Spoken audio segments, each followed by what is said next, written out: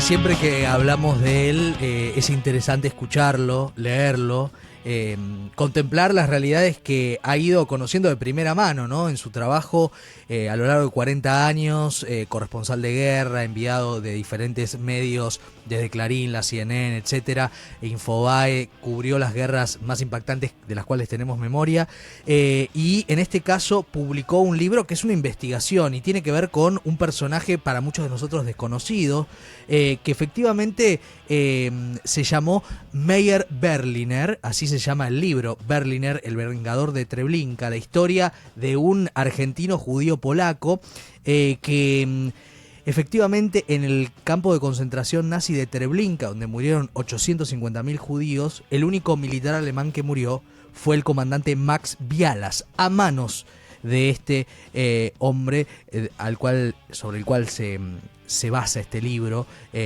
Meyer Berliner. Y efectivamente una historia que atraviesa el gueto de Varsovia, un montón de cuestiones que tantas veces con el cine, Javi, hemos conocido, pero en este caso una historia que siempre hay un argentino en el medio, ¿no es cierto? Podemos decir. El gusto de saludar a Gustavo Sierra en esta noche de domingo. Gustavo, ¿cómo estás? Maxi Leniani. Hola, ¿qué tal, Maxi? ¿Cómo estás? Bien, un gusto escucharte. Muchas gracias. Un gusto también recorrer este libro, empezar a recorrerlo de tu mano, lo publicó Marea.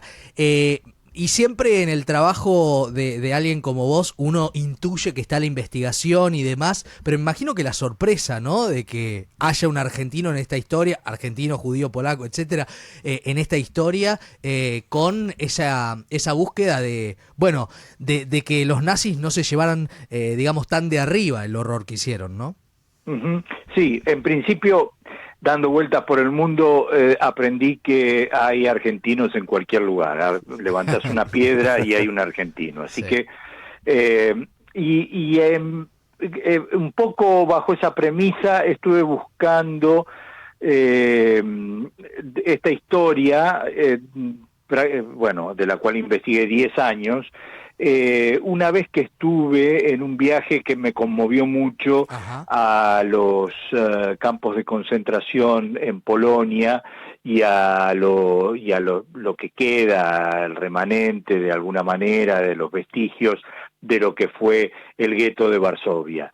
Y cuando volví consulté aquí una historiadora del Museo del Holocausto, Sí. sobre los argentinos que habían estado allí, y ella me mencionó a Meyer Berliner, Sí. y a partir de ahí empecé a investigar. Ahí va, ahí va. Y además yo siempre pienso en la historia de lo que fue ir y venir de la Argentina, ¿no?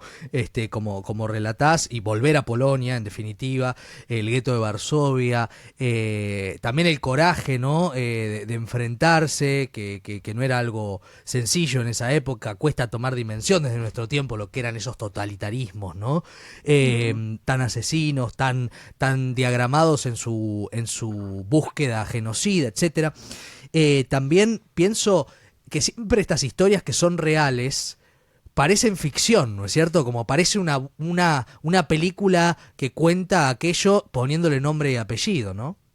Sí, mira, lo que se sabía de Meyer Berliner es el relato de un testigo de lo ocurrido en el campo de concentración de Treblinka, y que lo cuenta a la resistencia en Varsovia. Lo que hizo Berliner fue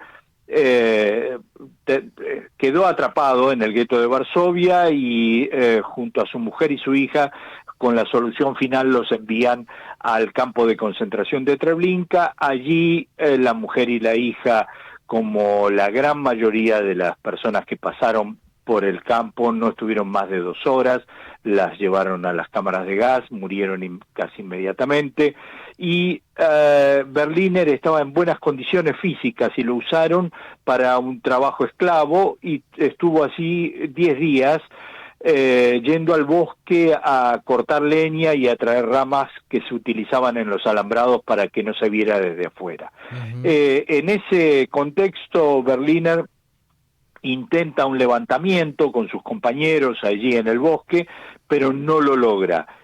se hace de un cuchillo, entre medio de las herramientas que tenían allí en el bosque, y cuando vuelve, en la formación que se realizaba todas las tardes, en la cual el segundo comandante del campo de Treblinka, el comandante nazi, iba con una fusta y señalaba a quienes iban a morir inmediatamente y a quienes iban a vivir otro día, él le clava un cuchillo en la espalda, hiriéndolo de muerte. Obviamente los guardias lo matan a él inmediatamente. Claro. Uno de las personas que estaba allí aprovecha un poco la situación y logra escapar, vuelve a Varsovia, donde la resistencia tomaba testimonio de todos estos acontecimientos, los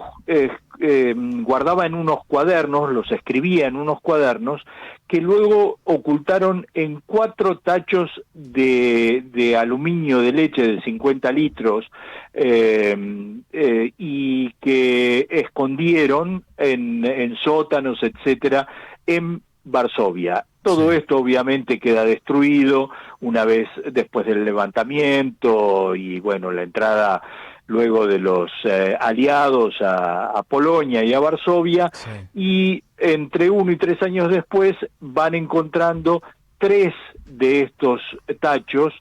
El cuarto nunca se encontró. En uno de los tachos estaba el relato de este sobreviviente que nos cuenta de Berliner, el héroe, el héroe de la resistencia. Como vos dijiste, murieron 850.000 judíos en Treblinka y un solo nazi es el que mata al argentino polaco Meyer Berliner. Pero ocultaba una vida aquí en la Argentina muy oscura, y a eso me dediqué durante mucho tiempo, tratando de buscar de qué se trataba. Claro. Estamos hablando con Gustavo Sierra, siempre es símbolo de historias que uno quiere escuchar, bien contadas, bien escritas, reveladoras. En este caso hablamos de su libro Berliner, El vengador de Treblinka, esta historia que nos está relatando y que podés ahondar en el libro que publicó Marea.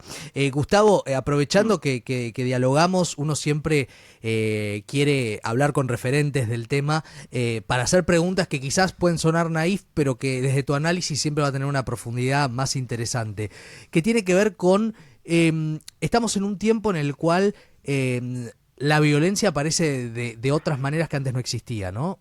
Recién lo hablábamos en relación a la Argentina, en las redes sociales, demás cuestiones, no solamente en las guerras que parecería, y vos me dirás si sí o no, que se tienden a naturalizar, ¿no? En la agenda informativa y demás. Digo, vivimos en un tiempo en el cual las violencias parecen estar más como negadas, naturalizadas. ¿Cómo lo lees vos, que has estado como periodista en corresponsalía de guerra? Mira, estamos atravesando una revolución científico-tecnológica extraordinaria que nos está llevando a una velocidad impensable, a una nueva era, totalmente diferente a lo que hemos vivido como humanidad hasta el momento. Y esto está creando un caos muy grande y no tenemos la capacidad real de interpretar los cambios en la velocidad en la que se están produciendo. Esto se traduce entonces en un momento de caos desde el punto de vista social y político, y de la creación, digamos, la impronta de lo imprevisible, de lo impensable, y empiezan a aparecer todos estos fenómenos que parecerían haber sido, digamos, rémoras del pasado, algo que ya pensábamos que habíamos superado y no hemos superado como seres humanos, y tampoco sabemos hacia dónde vamos, y eso nos provoca una enorme ansiedad a todos. Y ahí está la raíz de lo que nos está sucediendo en este momento. Sí, es muy interesante esta explicación porque también estamos en un tiempo en el cual, como bien decís, nos cuesta entender, ¿no? La complejidad. Quizás en otras épocas, estamos hablando con Gustavo Sierra, digo, para los que recién se enganchan,